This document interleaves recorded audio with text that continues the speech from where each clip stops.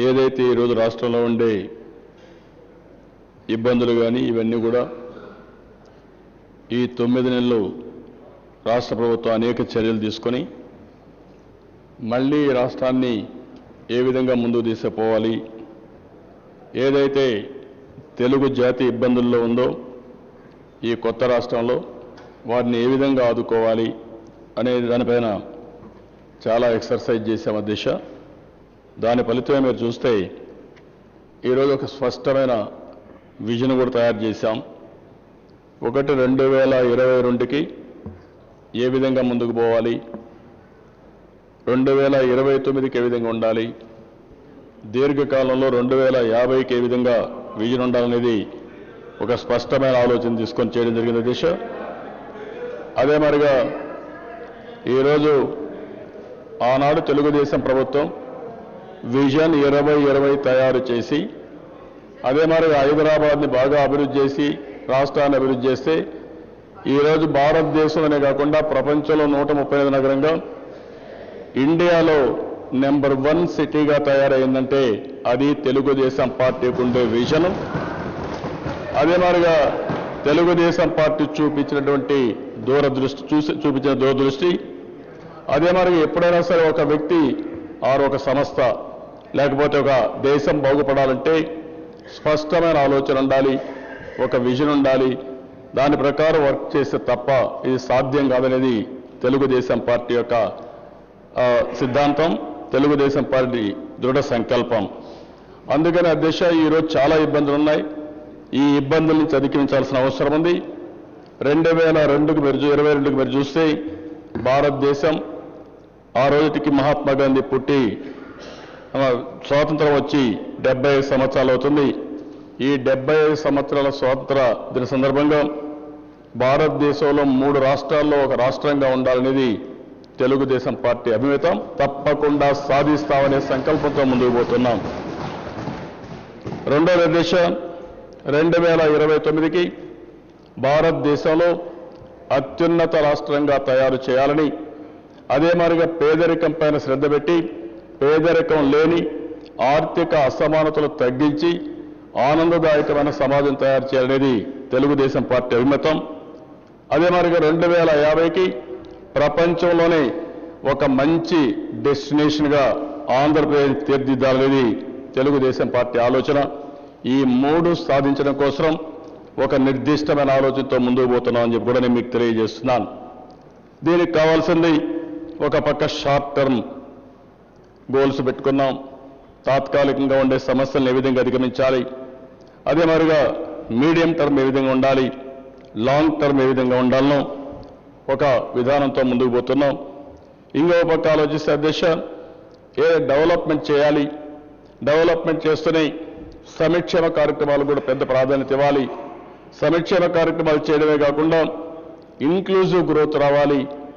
ఇలాంటి సిద్ధాంతపరంగా ముందుకు పోతూ అనేక కార్యక్రమాలు తీసుకోవడం జరిగింది. అయితే అధ్యక్ష ఈరోజు మీరు చూస్తే ఈరోజు ప్రజెంట్ పొజిషన్ ఒకసారి చూసుకున్నప్పుడు చాలా సమస్యలు ఉన్నాయి. ఇది అధిగమించడానికి అనేక ఎక్సర్సైజ్ చేశాం. ఇది చేస్తూనే భవిష్యత్తు ప్రణాళిక తయారు చేసుకుంటూ ముందుకు పోతున్నాం. అందులో భాగంగానే 7 మెషిన్స్ పెట్టుకోవడం, 5 గ్రిడ్స్ పెట్టడం, 5 క్యాంపెయిన్ మోడ్స్తో ఈ ప్రభుత్వం అనేక విషయాల్లో ముందుకు పోతా ఉంది. ప్రాథమిక సెక్టర్ ఏదైతే ఉందో ప్రైమరీ సెక్టర్ని అనంతపూర్లో ఈరోజు మీరు చూస్తే మాజీ ముఖ్యమంత్రి అబ్దుల్ కలాం చేతుల మీదుగా ఇనాగరేట్ చేశాం. మాజీ రాష్ట్రపతి అబ్దుల్ కలాం చేతుల మీదుగా ఇనాగరేట్ చేశాం. సోషల్ సెక్టర్ చూసినప్పుడు ఈ కర్నూలులోనే మొన్న ఇది కూడా ఇనాగరేట్ చేశాం. కర్నూలులో మన సోషల్ సెక్టర్ చూస్తే కర్నూలులో కూడా చాలా పేదరికం ఉంది. అది చూసిన తర్వాత కర్నూలు సబబైన ప్లేస్ అనే ఉద్దేశంతోనే చేయడం జరిగింది. 13వ తారీఖున ఇన్ఫ్రాస్ట్రక్చర్ కూడా చేస్తున్నాం. మిగిలిన మిషన్స్ కూడా లాంచ్ చేసి ముందుకు పోతున్న దిశ. అయితే ఈ సందర్భంగా మీరు చూస్తే దిశ బైఫర్కేషన్ యాక్ట్లో నిన్న కూడా నేను చెప్పాను 5-6 పాయింట్లు ఉన్నాయి. ఒకటి మనకు స్పెషల్ ఇన్సెంటివ్స్ ఇండస్ట్రీస్కి ఇస్తామని బైఫర్కేషన్లో పెట్టారు. రెండోది స్పెషల్ కేటగిరీస్ ఇచ్చి ఏదైతే బ్యాక్వర్డ్ ఏరియాస్ కోసం ఒక ప్యాకేజ్ పెట్టారు. రాయలసీమ 4 జిల్లాలు, ఉత్తరాంధ్ర 3 జిల్లాలు, మొత్తం 7 జిల్లాలకు గాను స్పెషల్ ప్యాకేజ్ ఇస్తామని పెట్టారు. అదే మరి ఇంకో పక్క చూస్తే స్పెషల్ ఇన్సెంటివ్స్ ఫర్ ఇండస్ట్రీస్, ఏవైతే ఇండస్ట్రీస్ వస్తాయో దానికి స్పెషల్ ఇన్సెంటివ్స్ ఇస్తామని పెట్టారు. ఇది కాకుండా రాజధానికి ప్రత్యేకంగా నిధులు ఇవ్వడం, అదే కాకుండా పోలవరం ఈరోజు మీరు చూస్తే దీన్ని నేషనల్ ప్రాజెక్ట్గా అనౌన్స్ చేశారు. అయితే అధ్యక్ష, గవర్నమెంట్ ఆఫ్ ఇండియాను కూడా మనం అప్రిషియేట్ చేయాల్సిన అవసరం ఉంది. ఈ విషయంలో పోలవరం విషయం వచ్చినప్పుడు ప్రధానమంత్రి ప్రమాణ స్వీకారం చేసిన తర్వాత మొదటి కేబినెట్ పెట్టి ఒకవేళ కానీ పార్లమెంట్ సమావేశం పెడితే ఆ తర్వాత ఈ 7 మండలాలు ఇవ్వడం కష్టమనే ఉద్దేశంతో ఒక ఆర్డినెన్స్ ద్వారా 7 మండలాలు ఆంధ్రప్రదేశ్కి ఇచ్చిన తర్వాతనే పార్లమెంటు సమావేశాలు పెట్టడం జరిగింది. దీనికి మనందరం కూడా కేంద్ర ప్రభుత్వాన్ని అభినందించాల్సిన అవసరం ఉంది. అదే సందర్భంలో ఇటీవల పెట్టింది 100 కోట్లే పెట్టారు. దాన్ని కూడా నేను ఇది చేస్తున్నాం. ఈ ప్రాజెక్టు విషయం కూడా నేను నెక్స్ట్ మాట్లాడతాను. ఎట్టి పరిస్థితుల్లో పోలవరం ప్రాజెక్టు సాధించుకోగలిగితే ఆంధ్రప్రదేశ్కి కరువు ఉండే సమస్య ఉండదు. ఆ నీళ్లు సద్వినియోగం చేసుకోవాల్సిన బాధ్యత ఉంది. ఆ విషయం నేను వచ్చేప్పుడు మీతో మళ్ళా మాట్లాడుతాను అధ్యక్ష. అదే మరిగా అధ్యక్ష, ఇంకో పక్క చూస్తే విశాఖపట్నం రైల్వే జోన్ ఇస్తామని చెప్పి ప్రామిస్ చేశారు.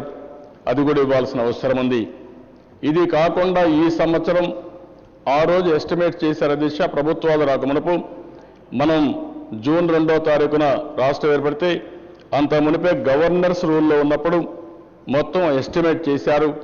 కొత్త రాష్ట్రానికి ఆదాయం ఎంత వస్తుంది, ఈ బడ్జెట్లో ఖర్చులు ఎంత వస్తాయి, ఎంత రెవెన్యూ డెఫిసిట్ వస్తుందని ఆలోచించి 15,350 కోట్ల రూపాయలు దగ్గర ఈ సంవత్సరం రెవెన్యూ డెఫిసిట్ వస్తుందని ఎస్టిమేట్ చేశారు. అది కూడా కేంద్ర ప్రభుత్వం చాలా స్పష్టంగా ఆ డబ్బులు ఇస్తామని ఆ రోజు ప్రామిస్ చేశారు అధ్యక్ష. ఇలాంటివన్నీ పెట్టడమే కాకుండా స్పెషల్ స్టేటస్ కూడా ఆ రోజు పార్లమెంట్లో జరిగిన చర్చ ద్వారా అది వచ్చింది. ఆ స్పెషల్ స్టేటస్ వచ్చినప్పుడు మేము వాళ్ళు హామీ ఇవ్వడం, తర్వాత క్యాబినెట్లో పెట్టారు. ప్లానింగ్ కమిషన్ దాన్ని ఆమోదించకుండా పెండింగ్ పడే పరిస్థితి వచ్చింది అధ్యక్ష. ఇవన్నీ కూడా మనం చూసినప్పుడు అధ్యక్ష, ఈరోజు మనందరం కూడా ఇక్కడ మనకు ఆదాయం తక్కువ ఉంది, ఖర్చులు ఎక్కువ ఉన్నాయి, అదే మరి మనకి ఇబ్బందులు ఉన్నాయి, అనేక సమస్యలు ఉన్నాయి, నూతన రాజధాని కట్టుకోవాలి, ఇంకా సమస్యలు ఉన్నాయని చెప్పి మనం అనేకసార్లు చెప్పాం అధ్యక్ష. అదే మరి 14th ఫైనాన్స్ కమిషన్ కూడా మనం చెప్పిన దాన్ని పూర్తిగా ఏకీభవించే పరిస్థితికి వచ్చారు అధ్యక్ష. ఏదైతే డబ్బులు 14th కమిషన్ యొక్క రిపోర్ట్, ఫైనాన్స్ కమిషన్ రిపోర్ట్ ఇవ్వక మునుపు మీరు చూస్తే ఆంధ్రప్రదేశ్ కానీ చాలా రాష్ట్రాలు డెవల్యూషన్కి మునుపు డెఫిసిట్లో ఉన్నాయి, కొన్ని రాష్ట్రాలు సర్ప్లస్లో ఉన్నాయి. అలాంటి రాష్ట్రాల్లో గుజరాత్ ఒకటి, రాజస్థాన్ ఒకటి, తెలంగాణ ఒకటి డెవల్యూషన్ కంటే ముందు సర్ప్లస్లో ఉన్నాయి. డెవల్యూషన్ వచ్చిన తర్వాత ఇంకా ఎక్కువ సర్ప్లస్ వచ్చింది. కానీ మన రాష్ట్రానికి మాత్రం 1,69,000 కోట్ల రూపాయలు డెవల్యూషన్లో వచ్చిన 22,500 కోట్ల రూపాయలు షార్టేజ్ వచ్చింది. దానికోసం రెవెన్యూ డెఫిసిట్ కింద ఆ డబ్బులు ఇచ్చారు. కానీ తెలంగాణ రాష్ట్రానికి కానీ మిగిలిన రాష్ట్రాలకు కానీ రెవెన్యూ సర్ప్లస్ అప్పటికే ఉంది. ఈరోజు తెలంగాణ రాష్ట్రం చూస్తే 1,18,00,000 రూపాయలు రెవెన్యూ సర్ప్లస్ ఉంది. అదే మరి కర్ణాటక 1,66,000 కోట్లు ఉంది. ఇంకో పక్కన చూస్తే తమిళనాడు 82,000 కోట్లు ఉంది. కడాన వెస్ట్ బెంగాల్, కేరళ కూడా రెవెన్యూ సర్ప్లస్ అయ్యే పరిస్థితి వచ్చింది. అంటే మనం ఇన్ని రోజులు ఏవైతే చెప్పుకుంటూ వచ్చామో అది కూడా ధృవీకరించే పరిస్థితి వచ్చింది. రెండో విషయం కూడా మీరు ఆలోచిస్తే అధ్యక్ష, ఏదైతే ఈ 14th ఫైనాన్స్ కమిషన్ కొత్త రాష్ట్రం కాబట్టి మనకు అనేక సమస్యలు ఉన్నాయి కాబట్టి ఒక స్పెషల్ అవార్డు ఇవ్వాల్సిన అవసరం ఉండేది. కానీ ఆ స్పెషల్ అవార్డు ఇవ్వలేకపోయారు. దానివల్ల కూడా మన సమస్యలు జటిలమైనాయి. ఈరోజు మనం ఇబ్బందులు పాలయ్యే పరిస్థితి వచ్చాం. అయితే అధ్యక్ష, ఇది చూసిన తర్వాత మనకి ఇంకా కొన్ని సమస్యలు వచ్చాయి. ఆ సమస్యలు మీరు చూస్తే ఈరోజు రాష్ట్రంలో హుదూద్ తుఫాన్ వచ్చింది. హుదూద్ తుఫాన్ వస్తే కొంతమంది నాయకులు రకరకాలుగా మాట్లాడారు. కడాన అధ్యక్ష, 8 రోజులు నేను అక్కడే ఉండి మళ్ళీ మామూలుగా ప్రజలందరూ కోలుకున్న తర్వాతనే అక్కడి నుంచి హైదరాబాద్కు వచ్చాను. అది తెలుగుదేశం పార్టీ సిద్ధాంతం, తెలుగుదేశం పార్టీ ప్రజలపైన ఉండే అంకితమైన భావం. అదే మరిగా అధ్యక్ష, ఈరోజు యుఎన్ఓ ఒక రిపోర్ట్ ఇచ్చారు. యునైటెడ్ నేషన్స్ కూడా ఒక రిపోర్ట్ ఇస్తే కొంతమందికి ఈఎన్ఓ అంటే కూడా అర్థం కాకపోవచ్చు, కానీ యునైటెడ్ నేషన్స్ ఒక రిపోర్ట్ ఇస్తే 69,000 కోట్ల రూపాయల నష్టం జరిగింది ఈ తుఫాను వల్ల. ప్రపంచంలో ఇది ఒక పెద్ద తుఫాను, ఇంత పెద్ద బీభత్సం ఎక్కడా జరగలేదు. ఈ 69,000 కోట్లలో 61,000 కోట్ల రూపాయల నష్టం ఆంధ్రప్రదేశ్కి వచ్చింది, 8,000 కోట్లు మాత్రం ఒరిస్సాకు వచ్చిందని చాలా స్పష్టంగా ఇచ్చారు. అదే మరిగా దేశ వాళ్ళు ప్రభుత్వం చేసిన పనిని అభినందించారు. చాలా తక్కువ సమయంలో మొత్తం ఇవన్నీ కూడా బాగా చేయగలిగారని అలాంటి సంస్థ కూడా అభినందించే పరిస్థితి వచ్చింది. ఆ రోజు ప్రధానమంత్రి గారు రావడం 1000 కోట్ల రూపాయలు అనౌన్స్ చేయడం జరిగింది. అయితే ప్రధానమంత్రి గారు చాలా చొరవ తీసుకుని, కేంద్ర ప్రభుత్వం కూడా చొరవ తీసుకుని డబ్బులు ఇవ్వడం జరిగింది. కానీ అదే మరిగా దేశ అందులో ఇంకా కూడా మనకు కొంత డబ్బులు రావాల్సిన అవసరం ఉంది. దాన్ని కూడా తెప్పించడానికి అన్ని విధాల ప్రయత్నం చేస్తున్నాం అధ్యక్ష. ఈరోజు ఉదుహు తుఫాన్ ఎదుర్కొన్నాం. ఇది అయిన తర్వాత మీరు ఆలోచిస్తే కరువు, ఈ సంవత్సరం మీరు చూసినప్పుడు అధ్యక్ష ఎప్పుడూ రానంత కరువు వచ్చింది. 36% వర్షపాతం తక్కువగా పడింది. ఇది చాలా బాధాకరం. అయితే దీన్ని కూడా మనం సమర్థవంతంగా ఎదుర్కోవడం కోసం ముందుకు పోయాం. ఒక పక్క కరువు వచ్చినా, ఒక పక్క సమస్యలు వచ్చినా ఇవన్నీ ఎదుర్కొంటూ మనం ముందుకు పోయే పరిస్థితి వస్తూ ఉంది. అదే మరిగా దిశ ఈరోజు ఇంకో పక్క చూస్తే మనకు కొన్ని సమస్యలున్నా, ఇబ్బందులున్నా, ఈ ఇబ్బందుల్ని అధిగమించడం కోసం ప్రభుత్వం ఏ విధంగా పోవాలనో అవన్నీ ఆలోచించుకుంటూ ముందుకు వచ్చాం.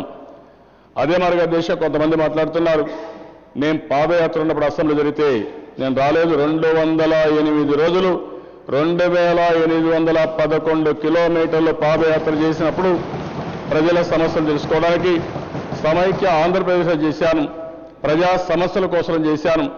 ఆ రోజు నేను పాదయాత్ర చేసిన తర్వాత అనేక సమస్యలు నా దృష్టికి రావడం జరిగింది దేశ.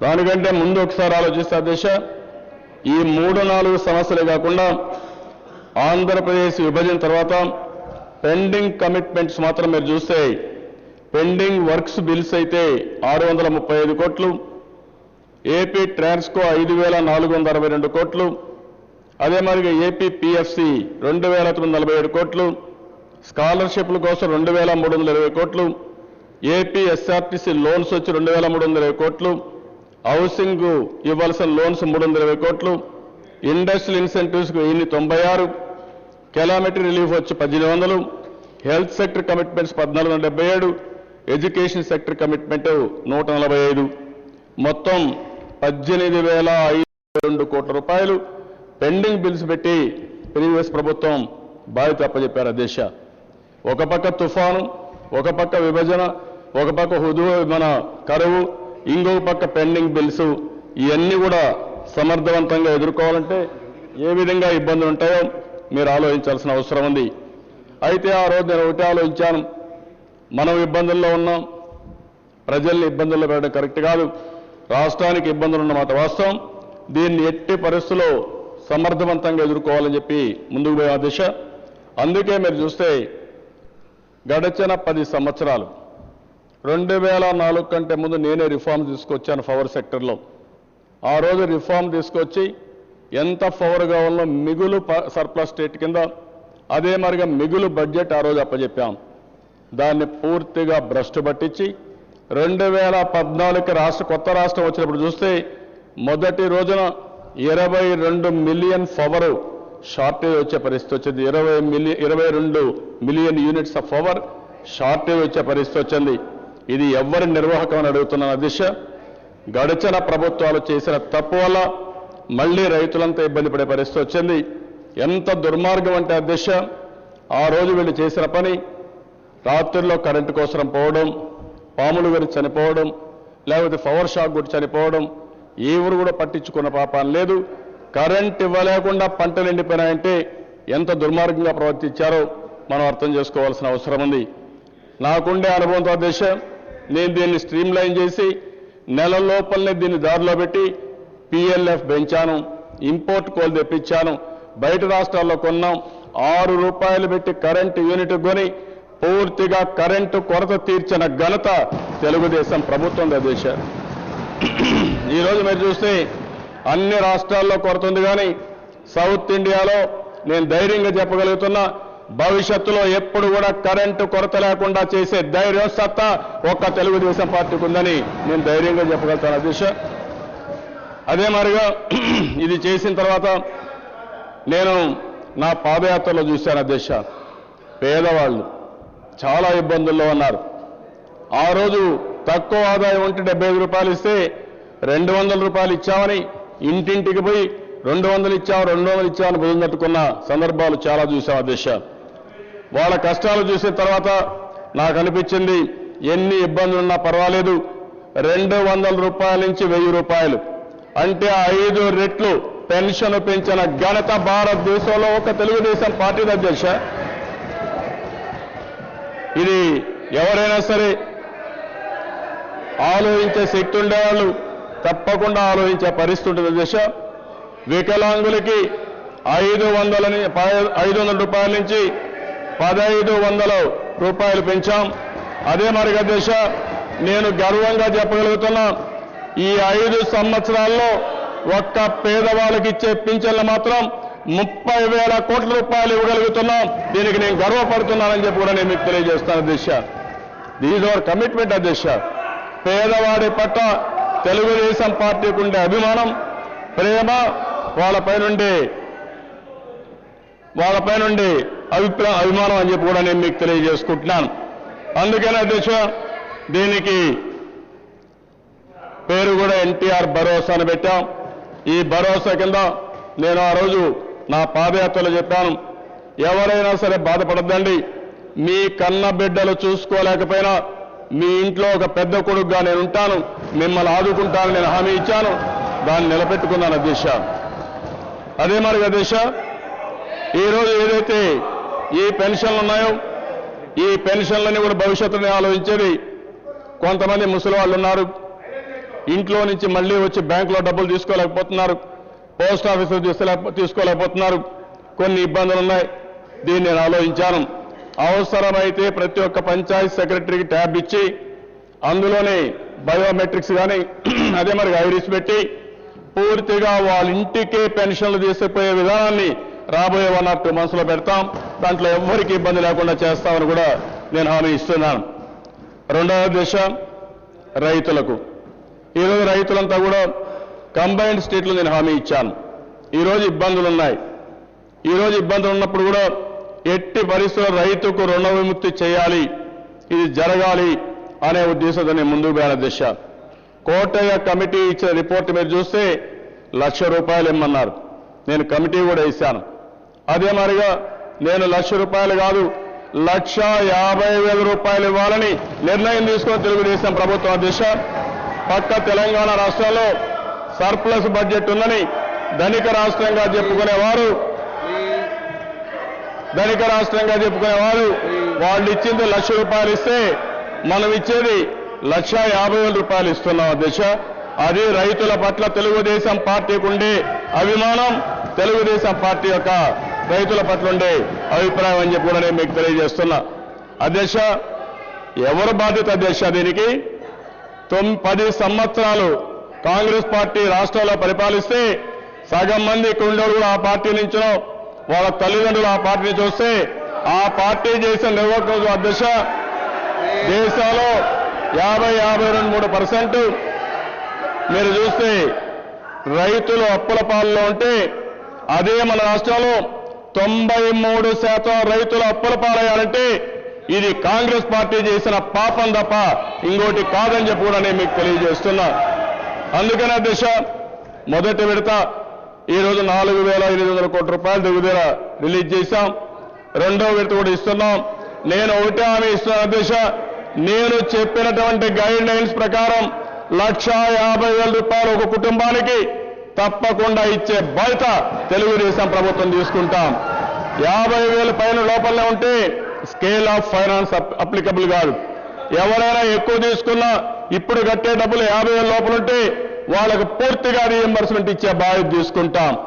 ఎవరైతే ఒకప్పుడు వీళ్ళ దశ ఇన్పుట్ సబ్సిడీ ఇవ్వాలంటే పెద్ద రైతులు చెప్పి అడ్డం పెట్టే సందర్భం నుంచి ఈరోజు తెలుగుదేశం ప్రభుత్వం 1,50,000 వరకు ఏ రైతైనా సరే పూర్తిగా రుణమాఫీ చేసే బాధ్యత తీసుకున్నాం. అధ్యక్ష, ఎవరో 3.5% ఒక 20,000 కోట్లు 30,000 కోట్లు ఇష్టానుసారంగా అప్పులు తీసుకున్నారు. తప్పులేదు, వాళ్ళు వేరే అవసరాలకు కూడా తీసుకున్నారు, వ్యవసాయానికి తీసుకున్నారు. నేను చెప్పాను వాళ్ళకు కూడా 1,50,000 రూపాయలు ఇస్తాను, నాకు ఆర్థిక ఇబ్బందులు ఉన్నాయి కాబట్టి అర్థం చేసుకోమంటే వాళ్ళు అర్థం చేసుకున్నారు, కానీ ఈ నాయకులు అర్థం చేసుకోలేకపోతున్నారు. అధ్యక్ష, అదే వీళ్ళ బాధ. ఇదే కాదు అధ్యక్ష, నేను ఇంకొక మాట కూడా చెప్పాను.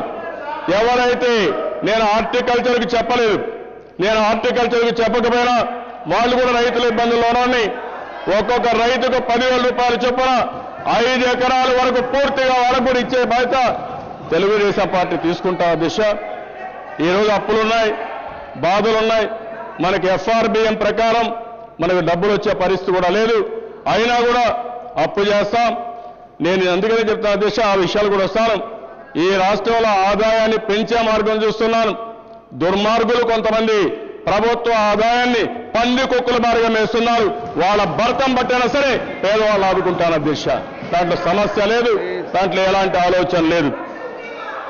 అదే మరి అధ్యక్ష, ఏదో డాక్రా సంఘాలున్నాయి,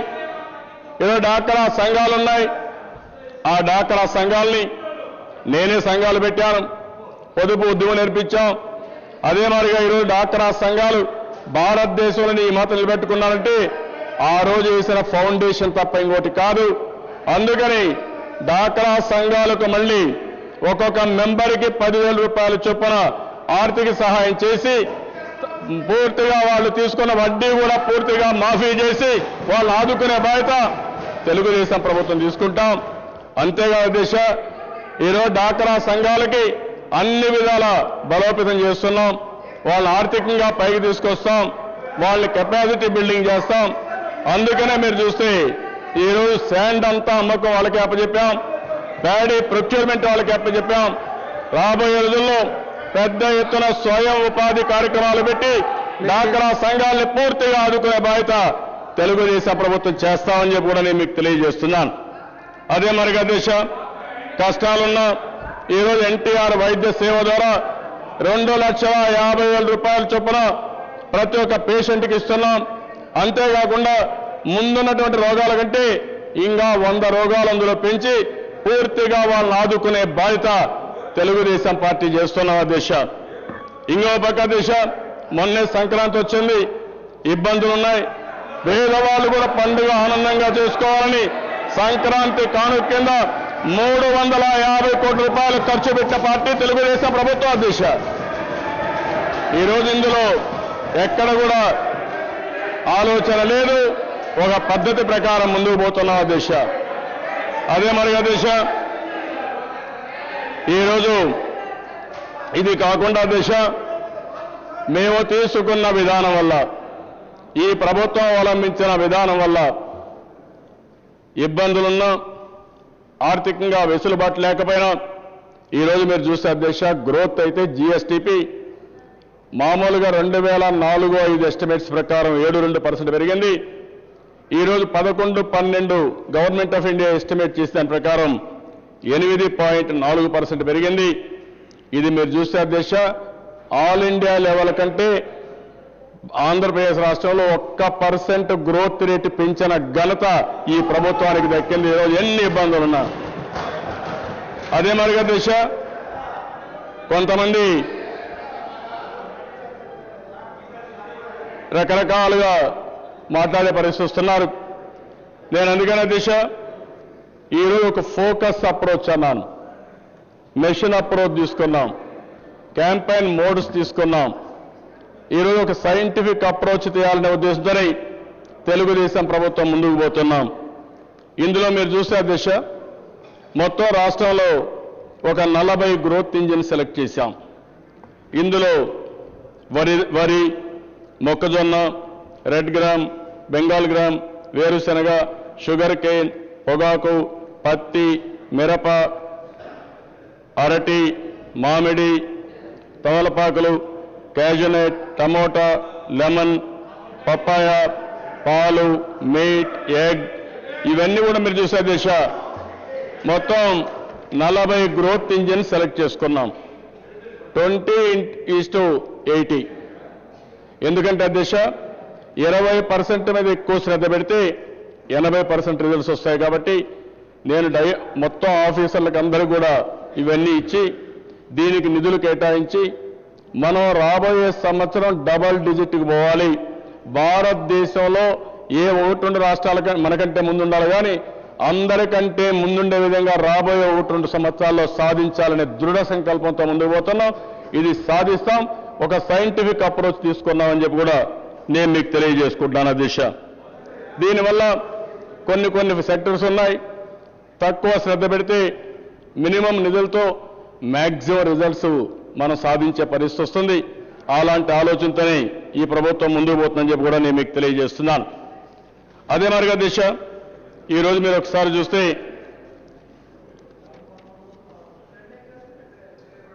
మొత్తం ఈ దేశంలో నేను ఇక్కడ చెప్పేటన్ని దిశ ఇక్కడ అరిసే వాళ్ళ కోసం కాకుండా రాష్ట్ర ప్రజానీకానికి కూడా చెప్పాల్సిన అవసరం ఉంది. ఒక ముఖ్యమంత్రిగా నేను రాష్ట్ర ప్రజలకు ఈ విషయాలన్నీ చెప్పాల్సిన అవసరం ఉంది అధ్యక్ష. భారతదేశంలో స్వాతంత్రం వచ్చి 1947లో మనకు స్వాతంత్రం వస్తే 91 వరకు ఒకే పార్టీ అధికారంలో ఉండి ఎప్పుడో కొన్ని నెలలు తప్ప ఆ రోజు గ్రోత్ మాత్రం 4% వచ్చింది. 91లో మన రాష్ట్రానికి సంబంధించిన వ్యక్తి తెలుగు బిడ్డ ఆ రోజు పివి నరసింహరావు గారు ఆర్థిక సంస్కరణలకు పోయి దేశం యొక్క దశ దిశ మార్చే పరిస్థితికి వచ్చింది. ఆ విధంగా ఆర్థిక సంస్కరణలు వచ్చాయి. ఆ ఆర్థిక సంస్కరణల వల్ల 91 నుంచి 2004 వరకు భారతదేశంలో ప్రపంచ దేశాలతో ధీటుగా పోటీ చేసే పరిస్థితి వచ్చింది. అయితే 2004 నుంచి 2014 వరకు పరిపాలించిన కాంగ్రెస్ పార్టీ ఈ దేశాన్ని అవినీతిమయం చేసి దోపిడీ చేసి ఎక్కడ కూడా పాలసీలు చేయకుండా ఇష్టానుసారంగా అవినీతికి పాల్పడి ఈ దేశాన్ని భ్రష్టు పట్టించారు అధ్యక్ష. ఈ రోజు 2014 నుంచి మళ్ళీ ఈ దేశానికి ఒక దిశ మార్చే పరిస్థితి వచ్చింది. ప్రధానమంత్రిగా నరేంద్ర మోడీ గారు వచ్చిన తర్వాత మళ్ళీ ప్రపంచం మొత్తం ఒక హోప్ వచ్చింది. తప్పకుండా భారతదేశం ప్రపంచ దేశాల సరసన అవసరమైతే అగ్రభాగాన ఉండే అవకాశం ఉంటుంది అధ్యక్ష. ఇటీవల మీరు చూసినప్పుడు India is on a fast growth trajectory అని as rivals falter India's economy is surging ahead. ఇందులో మీరు చూస్తే చాలా స్పష్టంగా న్యూయార్క్ టైమ్స్ రాశారు అధ్యక్ష. వాళ్ళు రాసిన దాని ప్రకారం భవిష్యత్తులో చైనా కంటే ఇండియా ముందుకు పోయే పరిస్థితి వస్తుందని చాలా స్పష్టంగా ప్రిడిక్ట్ చేశారంటే ఒక భారతీయుడిగా నేను గర్వపడుతున్నానని చెప్పి కూడా ఈ సందర్భంగా మీకు తెలియజేస్తున్నాను. మొన్న యుఎస్ ప్రెసిడెంట్ వచ్చాడు. ఆయన వచ్చినప్పుడు India is not simply emerging, India is already emerging అనే స్టేట్మెంట్ ఇచ్చాడంటే అది తెలుగుదేశం పార్టీ శక్తి, గవర్నమెంట్ ఆఫ్ ఇండియా శక్తి, ఇక్కడ ప్రజానీకానికి ఉండే బలం.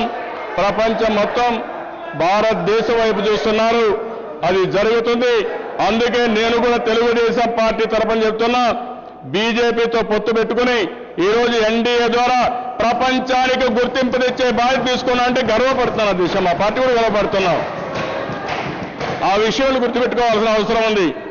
ఈ రోజు కేంద్రంలో నరేంద్ర మోడీ గారు ఉన్నారంటే ఇక్కడ మేమున్నామంటే తప్పకుండా ఇటు రాష్ట్రానికి కేంద్ర దేశానికి దశ దిశ మార్చే పరిస్థితి తీసుకొస్తాం. అది కూడా మీరు చూడబోతారు. ప్రపంచంలోనే అగ్ర దేశంగా తయారవుతుంది. అదే మరిగా దేశ ఇంకొక విషయం మీరు ఆలోచిస్తే మొత్తం ప్రపంచంలో 75.6 ట్రిలియన్ ఎకానమీ ఉంది అధ్యక్ష. అందులో మందు చూస్తే 2% అధ్యక్ష. ప్రపంచ ఎకానమీలో మంది 2%, అమెరికా 22%, అదే మరి ఇంకో పక్క చైనా 12%, జపాన్ వచ్చి 7% అధ్యక్ష. అదే మరిగా దేశ మన రాష్ట్రానికి వస్తే ఇండియాలో 8వ పెద్ద రాష్ట్రంలో మంది ఒకటి. అదే మరి ఇంకో పక్క చూస్తే 49.4 మిలియన్ జనాభా, జనాభాలో 10వ రాష్ట్రం. యాజ్ ఆన్ టుడే మనం చూసినప్పుడు $70 బిలియన్ మన ఎకానమీ. మనకుండే అడ్వాంటేజ్ చూసినప్పుడు 974 కిలోమీటర్లు లాంగ్ కోస్ట్ ఉంది. 13% కోస్ట్ లైన్ మన రాష్ట్రంలో ఉంది. నేచురల్ రిసోర్సెస్ చాలా ఉన్నాయి, మినరల్ రిసోర్సెస్ చాలా ఉన్నాయి. ఇంకో పక్కన మీరు చూస్తే మనకు కొన్ని ఇబ్బందులున్నా ఈరోజు అనేక వనరులు ఉండే పరిస్థితి వచ్చింది దేశ. ఈ వనరులన్నీ కానీ ఉపయోగించుకుంటే మనం తప్పకుండా మనం అనుకున్నది సాధించగలుగుతాం. అయితే ఇప్పటి వరకు మీరు చూస్తే దేశ 2012-13 మీరు చూస్తే దేశంలో ఉండే జీడీపీ కాంట్రిబ్యూషన్లో మనం 4.3% ఉన్నాం. అంటే మీరు చూస్తే మనం జనాభాలో 10వ రాష్ట్రం, ఏరియాలో మనం చూస్తే 8వ రాష్ట్రం, కాంట్రిబ్యూషన్లో మాత్రం 4.3% అంటే ఈరోజు కాంగ్రెస్ పార్టీ 10 సంవత్సరాలుగా ఏం చేసిందో దీన్ని బట్టి అర్థమవుతుంది. అదే మరిగా దేశ ఈరోజు ఇంకొక పక్క చూసినప్పుడు ఇప్పుడు 10 సంవత్సరాలు మొత్తం చూస్తే 7% CAGR అంటే ఇన్ఫ్లేషన్ ఇవన్నీ కలుపుకుంటే 7% పెరిగింది. దీని పక్కన చూసినప్పుడు మొత్తం GSDP 2,50,000 కోట్లుంది. మామూలుగా పోతే ఆ దేశ ఇంకొక 10 సంవత్సరాలకు 2029కి ఇది 6,90,000 కోట్లు పెరిగే అవకాశం ఉంది. కానీ తెలుగుదేశం పార్టీ 7% కాదు, GSDP కాంట్రిబ్యూషన్ 12% పెంచాలని అదనంగా మీరు చూస్తే 6,79,000 కోట్లు పెంచే విధంగా ఒక ప్రణాళిక తయారు చేసుకున్నాం. ఎందుకంటే దేనికైనా ఒక ప్రణాళిక లేకపోతే కాదు. అందుకని ఇప్పుడు పెరిగే గ్రోత్ కంటే డబల్ రేట్ గ్రోత్ పెంచాలనేది తెలుగుదేశం పార్టీ దృఢ సంకల్పం దిశ. దీనికి కావాల్సింది 3 లక్షల కోట్ల రూపాయల ఇన్వెస్ట్మెంట్ కావాలి. ఇది అగ్రికల్చర్లో ఎంత రావాలి, ఇండస్ట్రీకి ఎంత రావాలి, సర్వీస్ సెక్టర్కి ఎంత రావాలి, ఇవన్నీ కూడా ఎక్సర్సైజ్ చేసి ముందుకు పోతున్నాం దిశ. దీనివల్ల మీరు చూసే దిశ మనం అనుకున్నటువంటి పెట్టుబడులు తేవడం. అదే మరి కొంతమంది అంటున్నారు అన్ని గవర్నమెంటే పెట్టాలని. ఒక విషయం మనం గుర్తుపెట్టుకోవాలి దిశ, ప్రపంచం మొత్తం ఏ దేశం అభివృద్ధి అయినా ప్రైవేట్ పెట్టుబడులు గవర్నమెంట్ యొక్క సహకారం పబ్లిక్ ప్రైవేట్ పార్ట్నర్షిప్తోనే అభివృద్ధి అయినాయి. ఆ విషయం కూడా మీరు గుర్తుపెట్టుకోవాల్సిన అవసరం ఉంది. ఈ ప్రభుత్వం చాలా స్పష్టంగా ఉన్న దిశ. ఈ సంవత్సరం మీరు చూస్తే మనం పెట్టే బడ్జెట్లో 10-12 వేల కోట్ల రూపాయలు మనం క్యాపిటల్ ఎక్స్పెండిచర్ పెట్టుకోగలుగుతున్నాం. అంటే ఏ విధంగా మనకి ఇబ్బందులు ఉన్నాయి, దీన్ని ఏ విధంగా లివరేజ్ తేవాలి అనే విషయం కూడా మనం గుర్తుపెట్టుకోవాల్సిన అవసరం ఉంది. అందుకనే దేశ ఈ సినారియోస్ అన్ని చూసిన తర్వాత ఈరోజు రాష్ట్రంలో ప్రైమరీ సెక్టర్ ఉంది, ప్రాథమిక సెక్టర్ ఉంది. దీంట్లో ప్రాథమిక మిషన్లో మనం ముందుకు పోయే పరిస్థితి వచ్చి దీని ప్రకారం వర్కౌట్ చేశాం. ఇందులో మీరు చూసే దిశ వ్యవసాయం అదే మాదిరిగా ఇరిగేషన్ 2 తీసుకొచ్చాం. నేను ఇటీవల కాలంలో దిశ మన రాష్ట్రానికి బాగా కరువు వచ్చింది. అదే మాదిరిగా కొన్ని ప్రాజెక్టులు ప్రారంభించి ప్రాజెక్టులు మధ్యలో వదిలిపెట్టారు తప్ప ఎక్కడ కూడా నీళ్లు ఇచ్చిన దాఖలాలు లేవు. ఆ రోజు తెలుగు గంగ ఎన్టీ రామారావు గారు ప్రారంభించారు, నగరి గాలేరు ఎన్టీ రామారావు గారు ప్రారంభించారు, హంద్రీ నీవా ఎన్టీ రామారావు గారు ప్రారంభించారు, వెలుగొండ నేను ప్రారంభించాను, తోటపల్లి నేను ప్రారంభించాను. ఇవన్నీ చేసే అధ్యక్ష వీళ్ళు వచ్చి ఏం చేశారో కానీ ఇంతవరకు ఒక్క ప్రాజెక్టు పూర్తి కాలేదు. ఈరోజు ఇవన్నీ అధ్యయనం చేశాం. కొన్ని వందల గంటలు నేను దీనిపైన మీటింగ్లు పెట్టాను. మా కొలీగ్ ఇక్కడే ఉమా గారు ఉన్నారు, వారితో కూడా నేను డిస్కస్ చేశాను. అధ్యక్ష ఒక చిన్న విషయం మీరు చూస్తే ఈ సంవత్సరం హంద్రీ నీవా ద్వారా 16.5 TMC అనంతపూర్కి ఇస్తే వాళ్ళు ఎంత ఆనందంగా ఫీల్ అయ్యారంటే వాళ్ళు కళ్ళ నీళ్ళు ఆనంద బాష్పాలు వాళ్ళ కళ్ళలో నుంచి వచ్చే పరిస్థితి వచ్చింది. అదే మరిగా దిశ పులివెందల నుంచి నా దగ్గరికి వచ్చి వాళ్ళంతా కూడా ఏవైతే ఆరెంజ్ గార్డెన్స్ ఎండిపోతున్నాయి మాకు కొద్దిగా నీళ్ళు ఇస్తే పంట నిలబెట్టుకుంటామంటే 2 TMC 2 విడతలుగా ఇస్తే వాళ్ళ ఆనందానికి అద్దులే దిశ. అది తెలుగుదేశం ప్రభుత్వం చూపించిన చొరవ. అయితే దిశ ఈరోజు నేను ఒకటి ఆలోచించాను దిశ, ఈరోజు రాష్ట్రంలో ఉండి ఇవన్నీ చూసిన తర్వాత మొత్తం మనకు లాస్ట్లో మన రాష్ట్రం ఉంది దిశ. ఈరోజు మన రాష్ట్రాన్ని మనం చూసినప్పుడు చివరన్నాం. కృష్ణానది మహారాష్ట్రలో పుడుతుంది, విజయవాడ దగ్గరకు వచ్చి అవనిగడ్డ దగ్గర సముద్రంలో కలుస్తుంది. అదే మాదిరిగా గోదావరి మహారాష్ట్రలో పుట్టి ఛత్తీస్గఢ్ లేకపోతే పక్కన ఒరిస్సా ఈ నీళ్ళల్లో వచ్చి ఫైనల్గా రాజమండ్రి దగ్గర సముద్రంలో కలిసే పరిస్థితుంది. వంశధార అదే మరి మిగిలినవి కూడా వంశధార కానీ ఇవన్నీ కూడా వచ్చే పరిస్థితుంది. అయితే ఆ దిశ ఈరోజు మనం గుర్తుపెట్టుకోవాల్సింది సౌత్ ఇండియాలో ఏ రాష్ట్రానికి లేనటువంటి అవకాశం మన రాష్ట్రానికి ఉంది. ఒక పక్క నీటి ఎద్దడుంది, రాయలసీమలో శాశ్వతంగా కరువు ఉంది. ఒకప్పుడు రత్నాల సీమ ఇప్పుడు రాళ్లసీమగా మారిపోయే పరిస్థితి వచ్చింది. అనంతపురం జిల్లా అయితే దేశంలోనే సెకండ్ లోయెస్ట్ రెయిన్ఫాల్ పడే జిల్లా. చాలా బాధేస్తుంది ఆ జిల్లాను చూసినప్పుడు. అంటే ఆ జిల్లానే కదా దిశ ఈరోజు చిత్తూరు అప్పర్ పార్ట్స్ అయితే మదనపల్లి, పుంగనూరు, కుప్పం, పలమనేరు ఈ తాలూకాలు అయితే 1400 నుంచి 1500 అడుగులు నీళ్లు లోపల ఉండే పరిస్థితి వస్తూ ఉంది. ఇవన్నీ చూసిన తర్వాత దిశ నేను అధ్యయనం చేసిన తర్వాత ఒక ప్రాధాన్యతా క్రమంలో ముందుకు పోవాలి. ఈ రాష్ట్రాన్ని కరువు రహిత రాష్ట్రంగా తయారు చేయాలి. కరువు మనల్ని చూస్తే భయపడాలి తప్ప మనం కరువును చూసి భయపడవలసిన అవసరం లేదనే విధంగా తీర్చిదిద్దాలని ఈ ప్రభుత్వం సంకల్పించాం. అందుకనే దిశ గోదావరిలో 20 సంవత్సరాల్లో 3000 టీఎంసీ సముద్రంలోకి పోతున్నాయి. ఆ 3000 టీఎంసీ నీళ్లలో కనీసం 1000 టీఎంసీ నీళ్లు మనం వాడుకోగలిగితే ఆంధ్ర రాష్ట్రంలో కరువు ఉండే పరిస్థితి ఉండదు. ఒకవేళ ఇంకొక పక్క దిశ మనకు 1500 టీఎంసీ నీళ్లు నిల్వ చేసే రిజర్వాయర్లు ఉన్నాయి. ఈ 1500 టీఎంసీ నీళ్లు నిల్వ చేసే నీళ్లని రిజర్వాయర్ని ఒకసారి నింపుకోగలిగితే 1.5 సార్లు వాడుకోగలిగితే 2250 టీఎంసీ నీళ్లు మనం వాడుకునే అవకాశం ఉంటుంది. దీనివల్ల దగ్గర 2 కోట్ల ఎకరాలకు నీళ్లు ఇచ్చే అవకాశం వస్తుందంటే ఇంకా కరువు అనే సమస్య రాష్ట్రంలో ఉండదు. నేను అందుకనే దిశ పోలవరం ప్రాజెక్టు రావాలి. కేంద్ర ప్రభుత్వంతో మాట్లాడుతున్నాం, వాళ్ళు కూడా సానుకూలంగా ఉన్నారు. కానీ ఈరోజు పోలవరం వస్తే 4-5 సంవత్సరాల్లో ఎట్టి పరిస్థితుల్లో పోలవరాన్ని పూర్తి చేసే బాధ్యత ఈ ప్రభుత్వం కేంద్ర సహకారంతో చేస్తాం. ఒకసారి పోలవరం ప్రాజెక్టు పూర్తయితే ఈస్ట్ గోదావరి, వెస్ట్ గోదావరి, అదే మరి విశాఖపట్నం, కృష్ణా, గుంటూరు నీటి ఎద్దడనే సమస్య ఉండదు.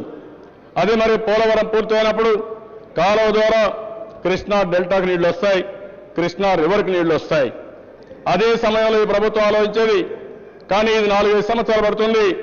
ఈ సంవత్సరం 1400-1500 అడుగులు నీళ్లు లోతు పోయినాయి, చాలా ఇబ్బందులు ఉన్నారు. అందుకనే ఆలోచించే దిశ ఈ సంవత్సరం పోలవరం కిందనే ఏదైతే సముద్రంలోకి పోయే నీళ్ల దిశ ఒక్క డ్రాప్ కూడా ఆ జిల్లాలకు నష్టం వచ్చే పని చేయం. ఎందుకంటే ఆ దేశ ప్రజలకు కూడా విజ్ఞప్తి చేస్తున్నా, మా పార్టీని ఎక్కువ గౌరవించింది ఈస్ట్ గోదావరి జిల్లా, వెస్ట్ గోదావరి జిల్లా, అనంతపురం జిల్లాలు గౌరవించారు, మమ్మల్ని అధికారులకు ఇచ్చారు. వాళ్ళకు అన్యాయం చేసే సమస్య లేదు. అదే మరి కరువు ప్రాంతాలను రాయలసీమని ఆదుకునే బాధ్యత కూడా మేము తీసుకుంటాం ఆ దిశ. అందుకని ఆ దిశ పట్టసీమ ఈరోజు ఆ ప్రాజెక్టు వస్తే నేరుగా 1300 కోట్ల రూపాయలు ఖర్చు అవుతున్న దిశ. అయితే ఈరోజు ఆ నీళ్లు ఒక 60-70 టీఎంసీ నీళ్లు కృష్ణా డెల్టా తీసుకొచ్చి కృష్ణా డెల్టాలో పొదిపోయిన నీళ్లని నేరుగా శ్రీశైలం ద్వారా ఆంధ్రీ నీవా అదే మాదిరిగా నగిరి గాలేరు ద్వారా రాయలసీమను సస్యశ్యామలం చేస్తాం ఆ దిశ. అందుకని హామీ ఇస్తున్నాను, ఈ హౌస్లో ఏదేమైనా సరే ఇది జరిగి తీరాలి, జరిగే వరకు కృషి చేస్తాం. ఈరోజు ఆంధ్రీ నీవా ద్వారా దిశ రాబోయే సంవత్సరం రెయినీ సీజన్లో ఎట్టి పరిస్థితుల్లో మనకు పుంగనూరు, మదనపల్లి నీళ్లు తీసేపోయే బాధ్యత ఈ ప్రభుత్వం తీసుకుంటామని చెప్పి కూడా ఈ సభా సందర్భంగా ప్రజలకు విజ్ఞప్తి చేస్తున్న దిశ. నగిరి గాలేరు కొన్ని చిన్న రీచెస్ ఉన్నాయి. ఇది పూర్తి చేస్తే గండికోటకి ఈ సంవత్సరం నీళ్లు తీసుకుపోగలిగితే ఒక్క కడపలో 70 టీఎంసీ నీళ్లు స్టోరేజ్ చేసే పరిస్థితి వస్తుంది. కర్నూలు 40-50 టీఎంసీ పెట్టచ్చు. నిప్పు వాగు దగ్గర కాలువలన్నీ కానీ కరెక్ట్గా చేయగలిగితే నెల్లూరుకి 150 టీఎంసీని పంప్ చేసే పరిస్థితి వస్తుంది.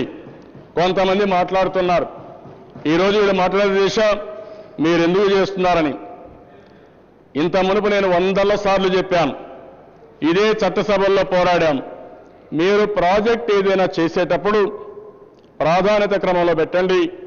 ఒక ప్రాజెక్టు పూర్తి చేయండి, రెండో ప్రాజెక్టు మళ్ళా టేకప్ చేయండి, ఒక సంవత్సరంలో పూర్తి చేసే ప్రాజెక్టులను చూడండి. అదే మరిగా 1.5 సంవత్సరానికి కావాలంటే ప్రాజెక్టులు తీసుకోండి. ఇది కంటిన్యూగా పూర్తి చేయమంటే మా మాట ఎవ్వరూ పట్టించుకోలేదు. దేశ పేర్లల కెనాల్ దువ్వారు. పోలవరం లెఫ్ట్ రైట్ వస్తే పుష్కర తాటిపూడి 2 కాలువలు దువ్వి ప్రజాధనాన్ని దుర్వినియోగం చేశారు. అధ్యక్ష, ఈరోజు మేము ఆలోచించేది ఒక ప్రాధాన్యత క్రమంలో పెట్టుకున్నాం. తోటపల్లి ఎట్టి పరిస్థితుల్లో ఈ సంవత్సరం పూర్తి చేసి విజయనగరం జిల్లాకి 1,20,000 ఎకరాలకు నీళ్లు ఇచ్చే బాధ్యత ఈ ప్రభుత్వం తీసుకుంటామని ఈ సభ ద్వారా హామీ ఇస్తున్నాను. అదే మరిగా హంద్రీనీవా వల్ల అనంతపూర్ అదే మరిగా చిత్తూరు బాగుపడే పరిస్థితి వస్తుంది. ఈరోజు అనంతపూర్ జిల్లా ఎంత బాధలు ఇబ్బందుల్లో ఉందో చిత్తూరు జిల్లా కూడా అదే మరి ఇబ్బందుల్లో ఉంది. అధ్యక్ష, జిల్లా మొత్తం నీళ్లు లేవు, చాలా సమస్యల సుడిగుండంలో ఉన్నారు. వాళ్ళు చూస్తే బాధేస్తుంది. ఈ సంవత్సరం హంద్రీనీవా తీసుకెళ్తాం. అదే మరి రాబోయే 1 సంవత్సరంలో చిత్తూరు వరకు హంద్రీనీవాని తీసుకెళ్తాం. కుప్పాన్ని కూడా తీసుకుపోయే ప్రయత్నం చేస్తాం. ఇంకో పక్క నగిరి గాలేరు కూడా ఈ సంవత్సరం గండికోట తీసుకెళ్లి రాబోయే 2 సంవత్సరాలు 3 సంవత్సరాల్లో నగిరికి కూడా తీసుకుపోయి పూర్తిగా ఆ ప్రాజెక్ట్ని పూర్తి చేసే బాధ్యత కూడా తెలుగుదేశం ప్రభుత్వం తీసుకుంటాం. సోమశిల అదే మరిగా స్వర్ణముఖి ఇది కూడా వస్తే కనీసం గ్రావిటీతో ఈస్టర్న్ తాలూక్స్ నీళ్లు వచ్చే పరిస్థితి వస్తుంది. వెలుగొండ నేనే ఆ రోజు ఫౌండేషన్ ఇచ్చాను. అధ్యక్ష, అలాంటి ప్రాజెక్ట్ ఇంకా పూర్తి కావడం లేదు. వెలుగొండను కూడా పూర్తి చేసే బాధ్యత తీసుకుంటాం. శ్రీకాకుళం జిల్లాలో వంశధార ఉంది, నాగావళి ఉంది, నీళ్లున్నాయి. ప్రభుత్వం యొక్క అసమర్థతతో అక్కడ నీళ్లు ఉపయోగించుకోలేకపోతున్నాం.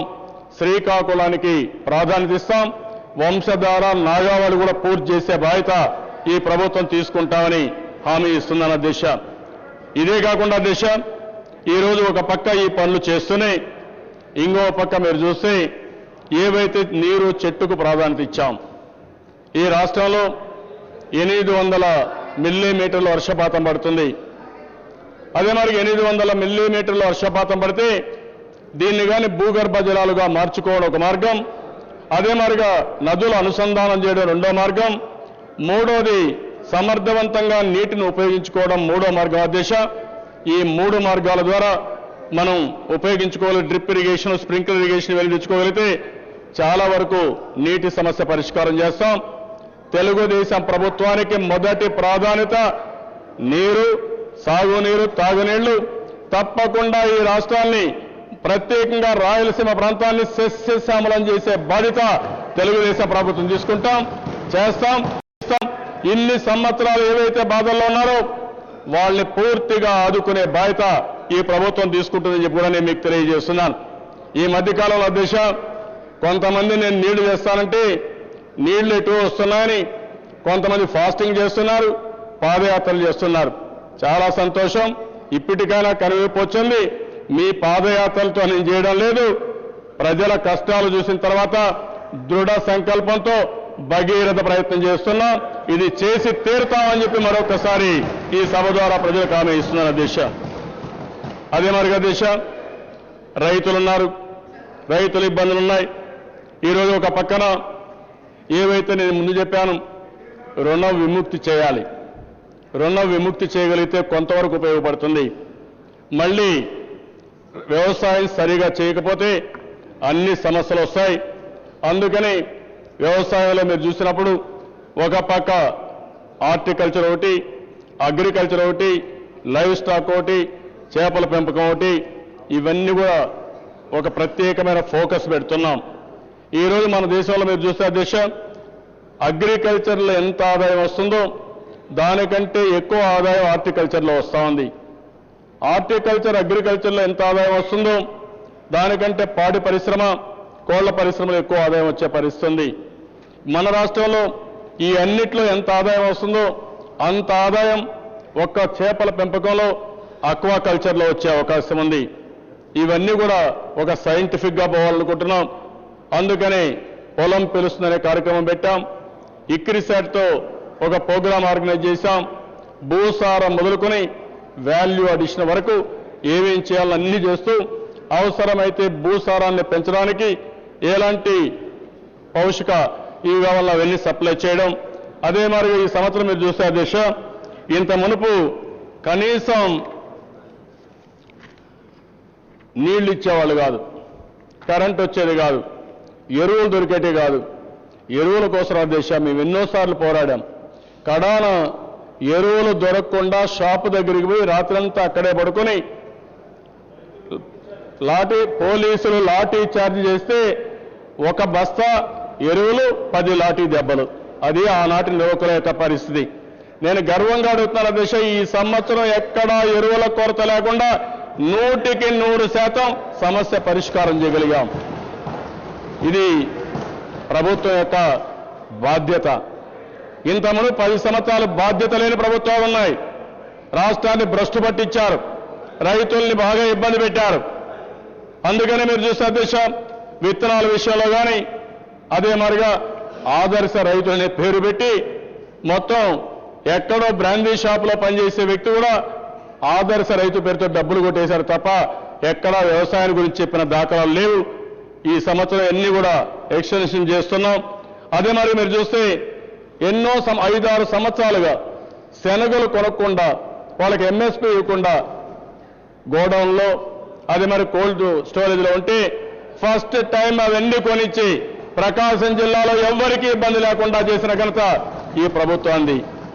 అదే మరి ప్యాడీ ప్రొక్యూర్మెంట్ కూడా మొదటిసారి government of India 75% free sale పెట్టి 25% మాత్రం లెవీకి ఇచ్చారు. అది కూడా చాలా నిబంధనలు పెట్టారు. రాబోయే సంవత్సరాలు అభివృద్ధి చేస్తా ఉంటున్నారు. కానీ ఈ ప్రభుత్వం పూర్తిగా కట్టుబడి ఉన్నాం.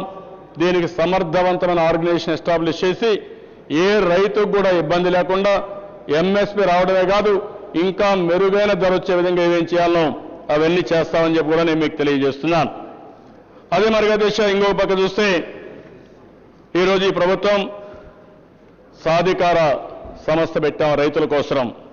ఇదేదో ఒక రుణ విముక్తి చేయడానికే కాదు, అవసరమైతే భవిష్యత్తులో ఈ సాధికార సంస్థ ద్వారా వనరులు కూడా సమీకరించి వ్యవసాయాన్ని లాభసాటిగా తయారు చేయడం కోసం ఏమేం చేయాలో అవన్నీ చేయడం కోసం ముందుకు పోయాం. అధ్యక్ష, ఈరోజు మీరు ఒకసారి చూస్తే రైతు వ్యవసాయం చేసినప్పుడు నష్టం వచ్చి ఇంతకుముందు నేనే చెప్పాను 93% అప్పుల ఊబిలో చిక్కుకుపోయారు. ఈసారి మీరు చూస్తే కొంతమంది రైతులు అధైర్యపడ్డారు, కరువు కూడా వచ్చింది. దాంతో కూడా కొంత నష్టం వస్తే ఇబ్బందులు పడి అక్కడక్కడ కొంతమంది ఆత్మహత్యలు చేసుకున్నారు. అయితే అధ్యక్ష, నా ప్రభుత్వంలో ఇంత మునుపు చాలాసార్లు చెప్పారు, ఏ రైతు ఆత్మహత్య చేసుకోవడానికి వీల్లేదని చెప్పారు. హెల్ప్ లైన్లు పెట్టామన్నారు. ఆ హెల్ప్ లైన్లు వేస్ట్ లైన్గా తయారైపోయినాయి.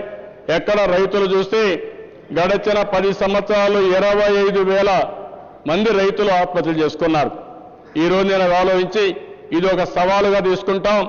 అందుకే రైతు ఎవరు చనిపోవడానికి వీల్లేదు, ఆత్మహత్య చేసుకోవడానికి వీల్లేదు.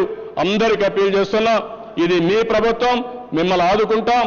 అందులో కూడా కొంతమంది అధైర్యపడి చనిపోయారు కాబట్టి వాళ్లకు భారతదేశంలో ఎవరు ఇవ్వలేదు దిశ 5 లక్షల రూపాయలు నష్టపరిహారం ఆత్మహత్య చేసుకున్న రైతుకి ఇచ్చాం. నేను ధైర్యంగా ముందుకు వచ్చాను.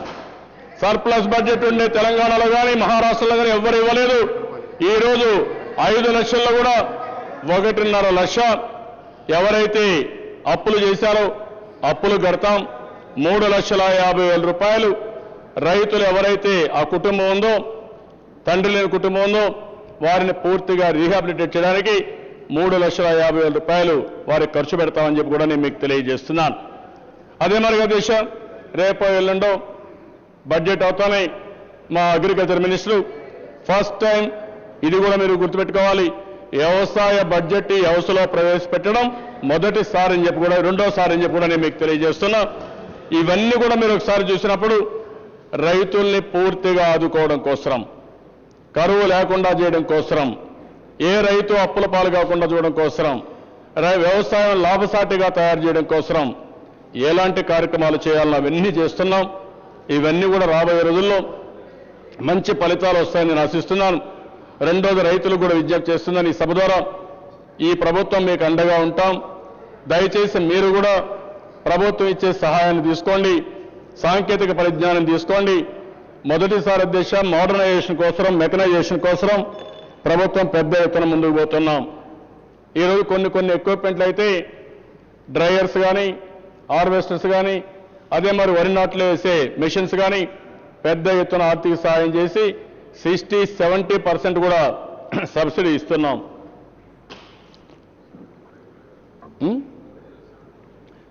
డ్రైయర్స్ అయితే 75% కూడా సబ్సిడీ ఇస్తున్నాం.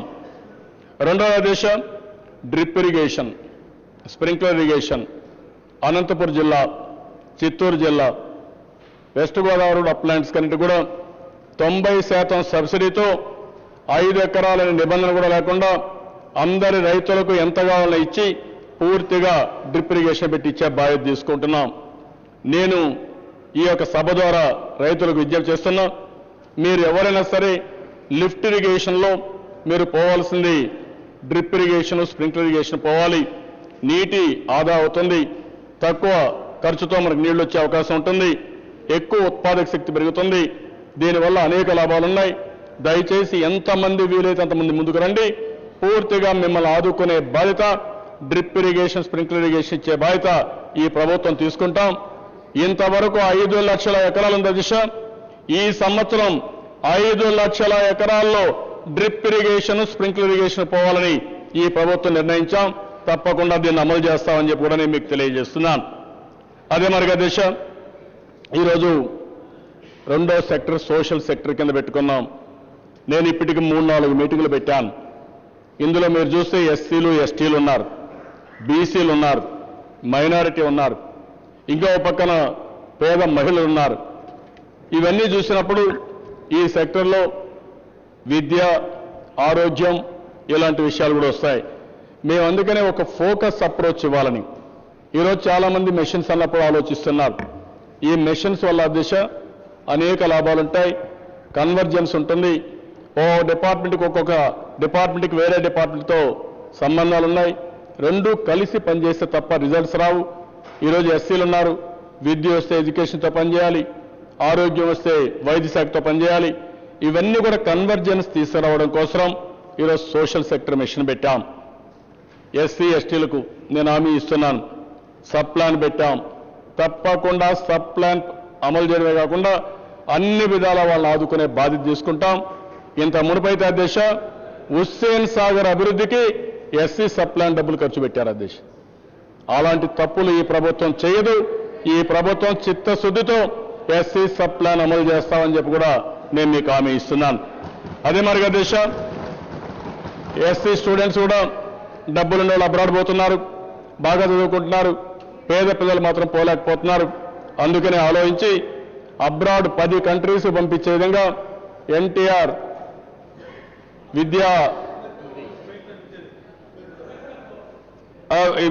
పేరుతో ఎవరైనా అబ్రాడ్ పోవాలంటే వారందరూ కూడా ఆర్థిక సహాయం చేసే బాధ్యత ఈ ప్రభుత్వం తీసుకుంటున్నాం.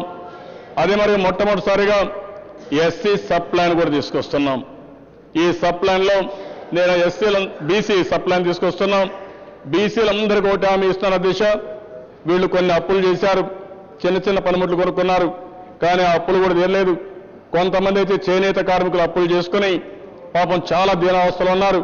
నేను వాళ్ళందరికీ హామీ ఇస్తున్నా, ఎవ్వరు కూడా మీ రుణాలు కట్టాల్సిన పని లేదు. మీరు తీసుకున్న రుణాలు పూర్తిగా మాఫీ చేసే బాధ్యత ఈ యొక్క ఫైనాన్షియల్ ఇయర్లోనే నేను చేస్తాను హామీ ఇస్తున్నాను. అది ఇమ్మీడియట్గా అమలు చేస్తాం. అదే మరి అధ్యక్ష ఈరోజు బీసీల కోసం ఒక ప్రత్యేకమైన ప్లాన్ పెట్టాం. ఒకప్పుడు మీరు చూస్తే ఆధునికమైన పనిముట్లు ఆ రోజు తెలుగుదేశం ప్రభుత్వంలో ఆదరణ పెట్టి వాళ్ళని ఆదుకున్నాం. కానీ ఆ తర్వాత చూస్తే దిశ ఈరోజు ఏమాత్రం కూడా అలాంటి కార్యక్రమం లేకుండా పోయే పరిస్థితి వచ్చింది. మన రాష్ట్రంలో మత్స్యకారులు ఉన్నారు, చేనేత కార్మికులు ఉన్నారు, యాదవులు ఉన్నారు, గౌడ, శెట్టిబలిజ, బోయ, రజిక ఇలాంటి చాలామంది ఉన్నారు. వాళ్ళల్లో చూస్తే చాలా ఇబ్బందులు ఉన్నాయి. మళ్ళీ అలాంటి ప్రోగ్రాం తీసుకొచ్చి వాళ్ళ వృత్తిని గౌరవిస్తూ ఆధునికమైన పనిముట్లు ఇప్పించి వాళ్ళ ఆదాయాన్ని పెంచే మార్గం కూడా చూస్తాం. అన్ని